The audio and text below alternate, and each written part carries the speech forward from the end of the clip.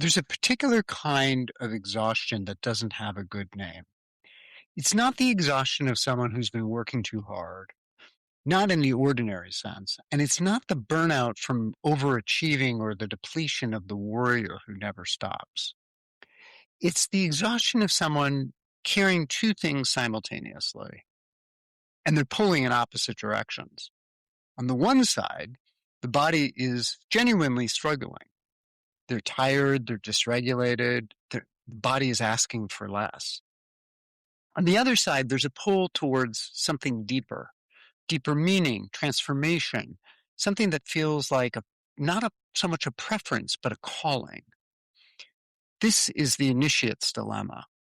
And this is one of the most specific, most frequently mismanaged positions on the entire healing path.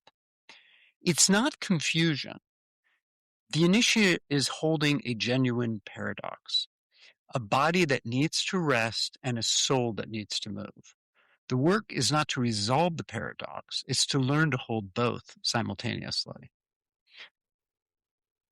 Today on the podcast, I want to discuss this paradox and what you can do about it. So stay tuned.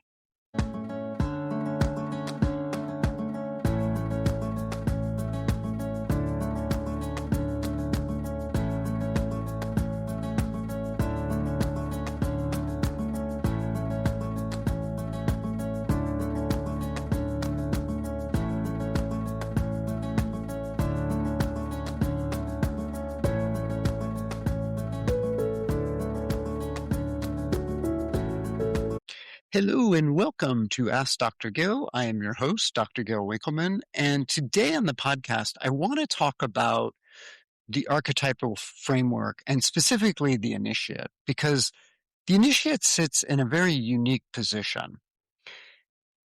On the physiological axis, they have low capacity, meaning that their nervous system or their body is carrying a significant load. But they're also highly transformationally oriented, meaning that they have a deep pull towards meaning, towards depth, towards genuine connection, and that's very strong. And so this combination frequently appears in people who've been on a serious healing path for many years. They've already done a lot of work on their symptoms, and they've been trying to connect to something larger. Now, what's interesting about this particular type, many of them are empaths. And if you are an empath, you know what I'm talking about. It's like you feel everything. You feel things around you. You can feel and sense emotions from other people. And this can overwhelm you. Now, some of you have that ability. I mean, most of us have that ability, but some of you have it strongly, but don't recognize yourself as an empath. And maybe that's part of the issue that's going on as well. Now, what's happening with initiates is patterns repeat, the history surfaces in the body. Most ordinary medical explanations, treat the symptom and move on, or treat this particular thing, it never really fits. It never hits where you need it to hit. The initiate knows this isn't just physical. They sense it at some level. They understand, hey, there's something more here. And yet they haven't been able to break through to figure out what is the underlying issue. And part of that is their body's tired. They're genuinely tired. And when you're tired, and I've talked about this on the show, oftentimes the treatments that we give, even if they're good treatments, don't hit properly. So this creates a cycle that can be very frustrating and painful. Rest feels like avoidance. Depth work feels destabilizing. Neither direction feels complete or right. And the person concludes that something is wrong with them. And I want to just tell you this right now. Nothing is wrong with you. If this is who you are, nothing is wrong with the initiate. It's just simply one of the most challenging and difficult places in the healing journey that one can be in. And unfortunately, most healing frameworks do not deal with this place because either they're looking at the physical only or the spiritual only or the energetic only, and you need to hold both simultaneously. So generally, standard advice fails for that very reason. The first typical advice that people get is you need to stabilize first. And this includes rest, regulation, restoring the physiology. But they don't go into the deep work because the body isn't ready. And for those of you who don't know about this, on my website, I have a protocol called the Restoration Protocol that points to this.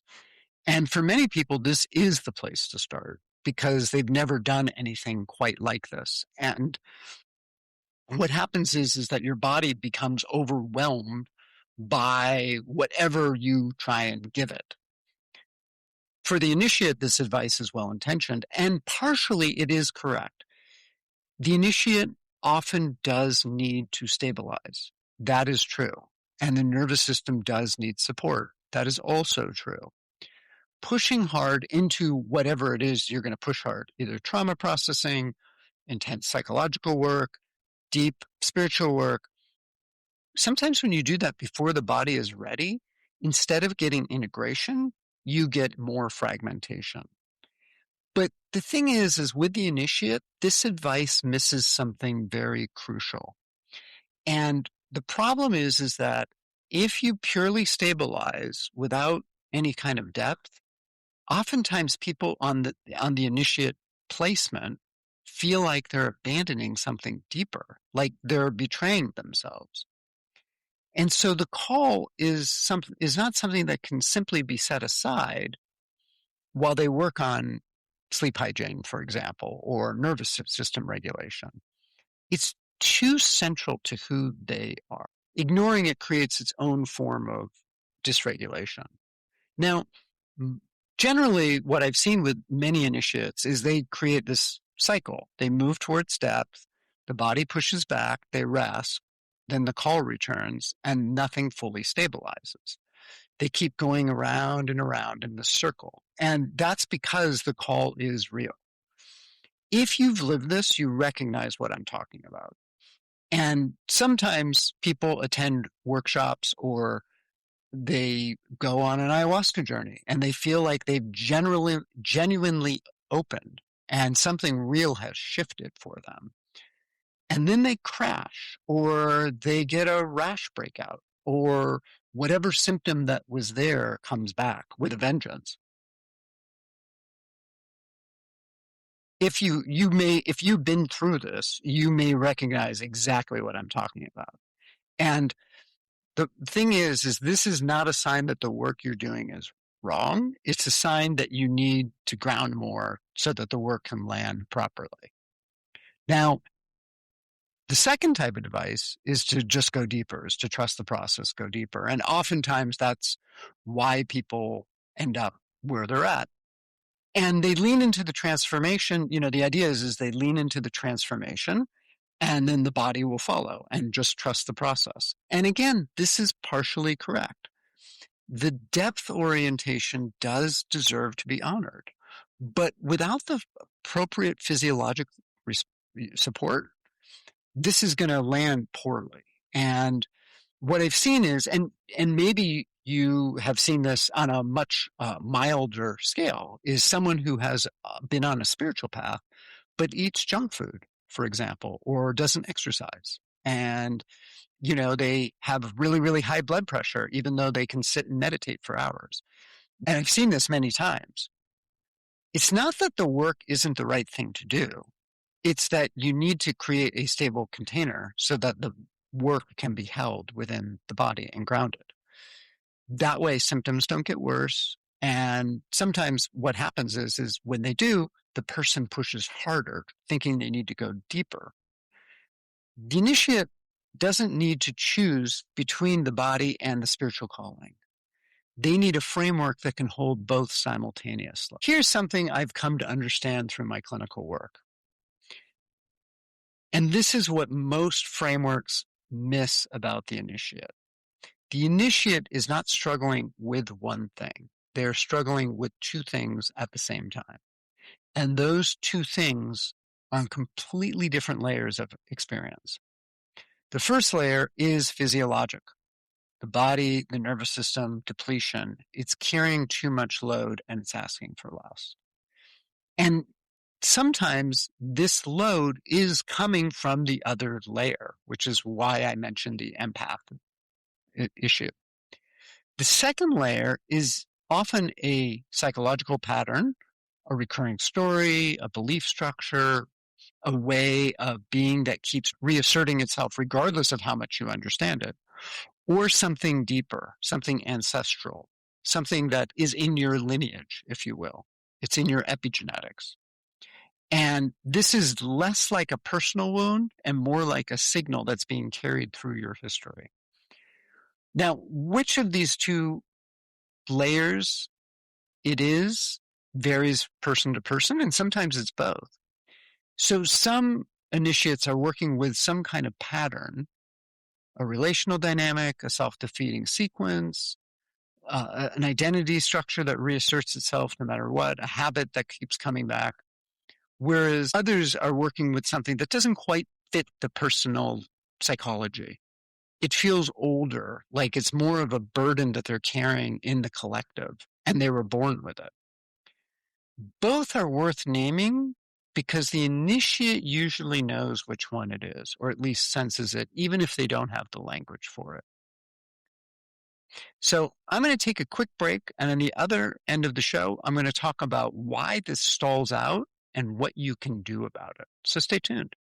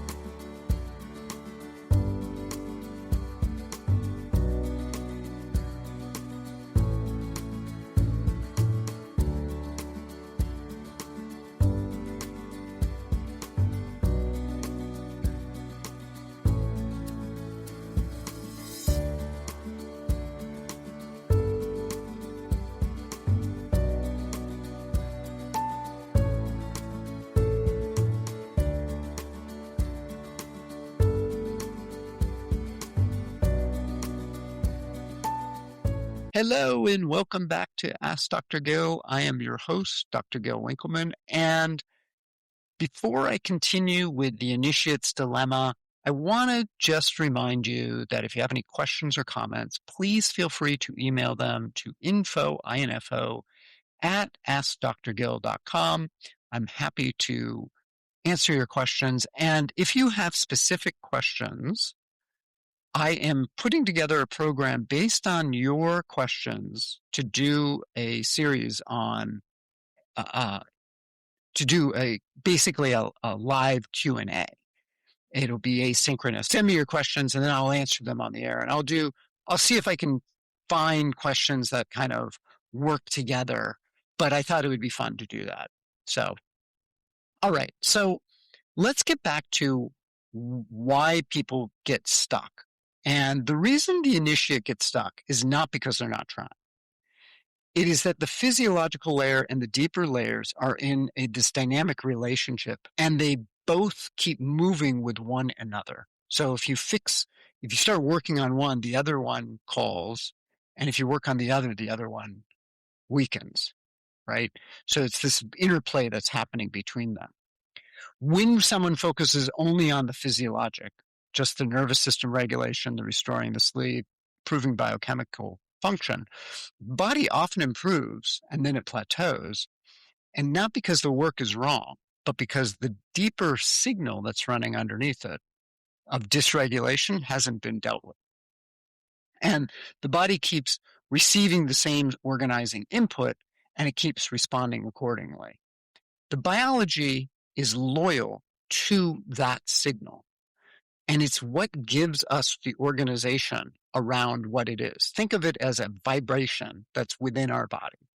And if the pattern keeps running, the signal creating this dysfunction is still going to be active.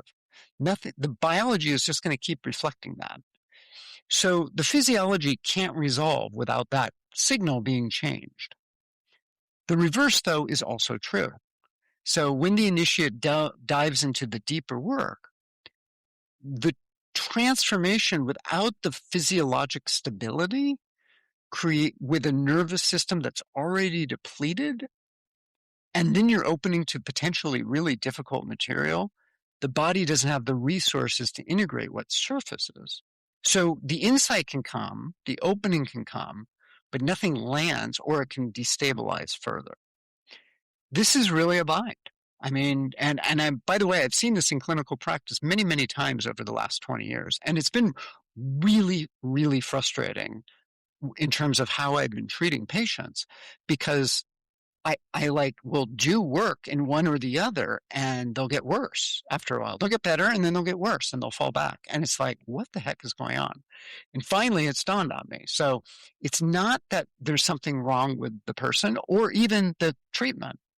It's because both layers are needed to be worked on in real time simultaneously. And that's what happens. So the initiate cannot heal the physiology without first addressing the pattern. And you cannot sustain the pattern work without first stabilizing the physiology. Both layers are in relationship to one another and need that work together. So what does this look like? What is a practical path to actually heal the body? The first step is to identify which layer is most active in this moment. Is the primary thing going on physiologic, exhaustion, sleep issues, nervous system that can't regulate?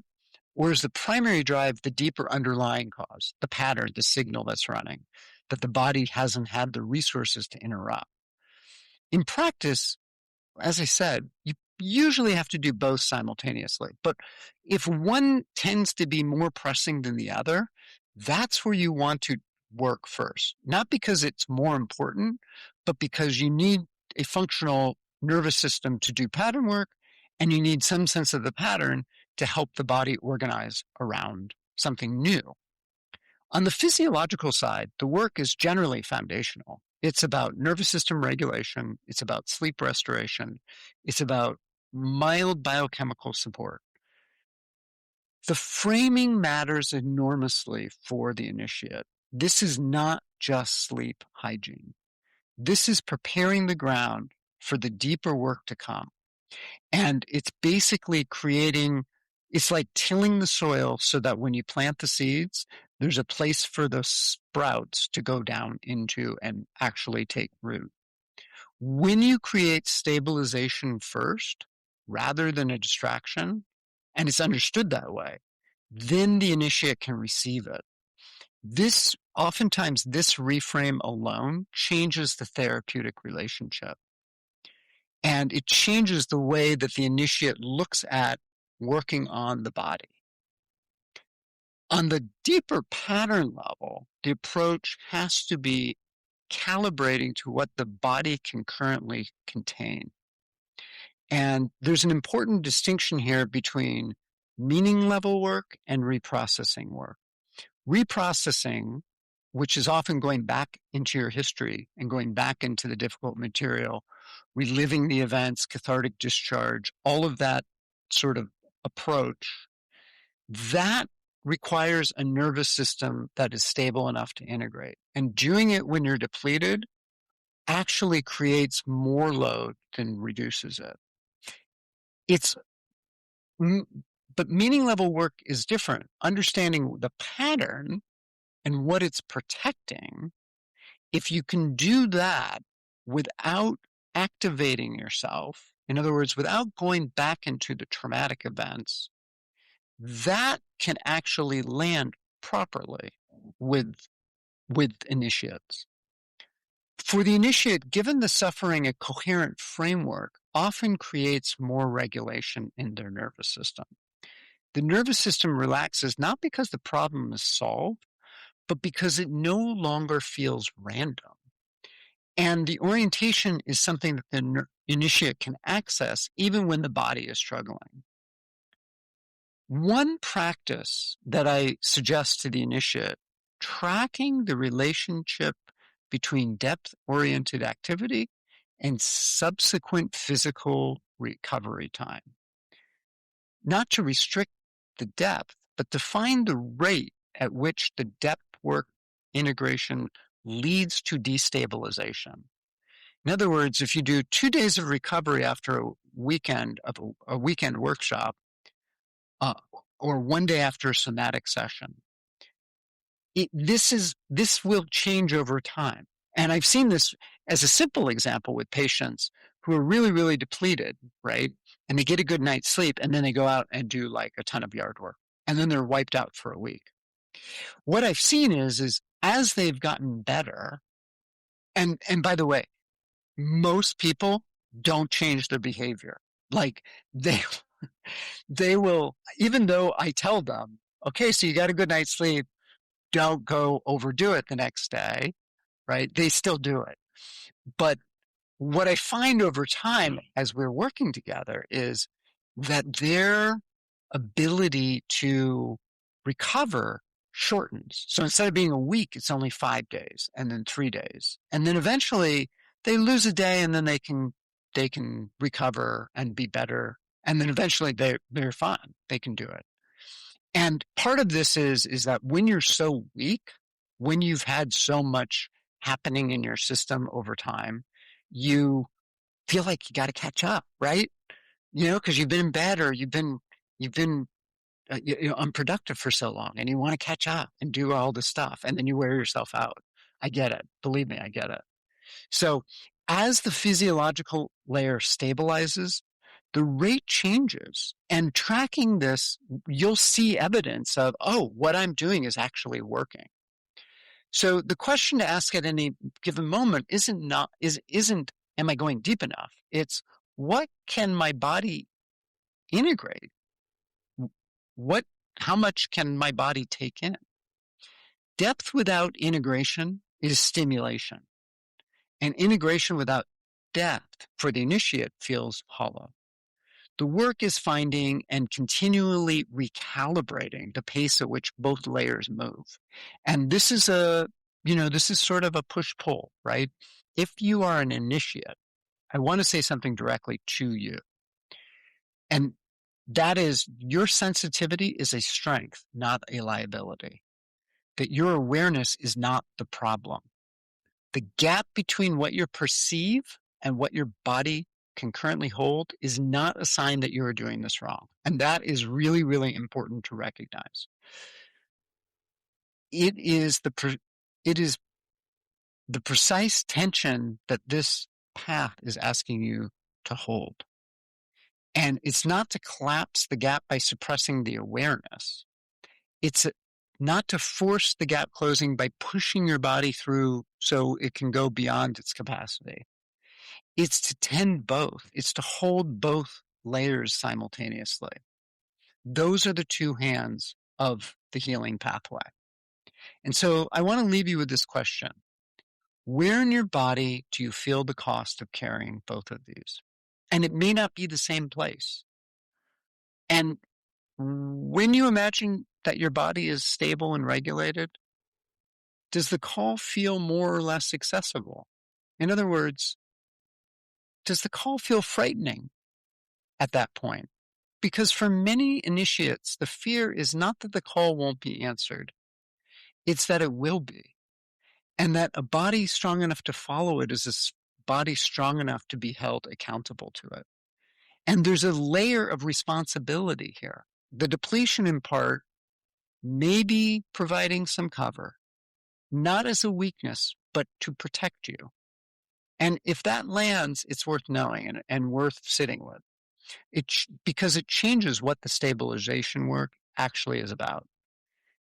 And what would it mean to treat the stabilization of your body not as a detour from your path, but as the first answer to the call? So I'll leave you with this. You are not behind, you're being prepared. The work here is not to release the tension between the body and the call. It is to learn to move within it in a way that is fluid, that builds capacity and doesn't deplete you. Next week, we go to the beginning, before the patterns, before the wounds, before any of this became personal. And we'll explore what your nervous system learned before you could talk and why that invisible curriculum may be the most important thing to understand about your health. And real quick, if you haven't taken the quiz, please check the show notes. It's at askdrgill.com, askdrgil.com/archetype hyphen quiz, ARCHETYPEQUIZ, with a hyphen in between. And it's really, I think, a short quiz. It's a fun quiz, but it can give you information about who you are in your healing journey, where you are right now, and how you can best approach actually helping yourself feel better. So thank you so much for joining me. I hope you enjoyed this, and I will see you next time.